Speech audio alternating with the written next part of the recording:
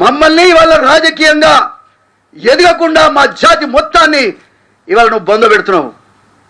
ఏ రకంగా కూడా ఇది న్యాయం కాదు. మా కన్నీరు ఉత్తగబోదు. నేను అంటున్నా కదా, నీకంటే కేసీఆర్ నయమనే పరిస్థితి వచ్చింది. 3 రోజులనే పొలాలు ఎండిపోతున్నాయి, కరెంటు లేదు, దళిత బంధు లేదు, అదేంది రైతు బంధు లేదు, తులం బంగారం లేదు. ఏమయ్యా అవేంటి? కాదు కాదు, అయ్యో 2500 మహాలక్ష్మి అంట.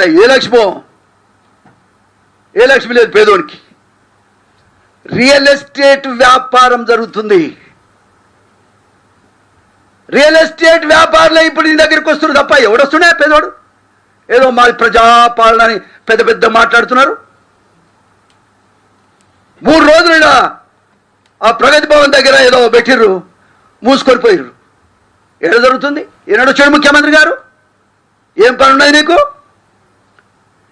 ఏమీ లేనోడిని కూడా నేను ముఖ్యమంత్రి చేసినాం. కారణం యువకుడు ఒక ప్రోగ్రెసివ్ ఐడియాలతో పోతాం అనుకున్నాం తప్ప నువ్వు ఫ్యూడల్ విధానంలో పోతున్నావు. దీన్ని మేము ఏ రకంగా సహించేది లేదు. ఏ ఒక్క స్కీమ్ కూడా ఇప్పటిదాకా నువ్వు కాన్సన్ట్రేట్ చేస్తలేవు.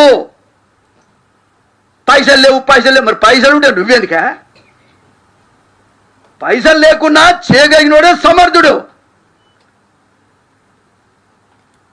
ఇదేమి వ్యాపార సంస్థ కాదు కదా, ప్రజా సంస్థ.